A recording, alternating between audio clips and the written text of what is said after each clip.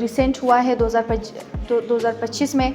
इसमें मैंने 1 gold 1 silver 2 bronze उठाए। इसके अलावा जो पिछले वाला 2023 का नेशनल गेम्स था उसमें मैंने 1 सिल्वर विन किया था।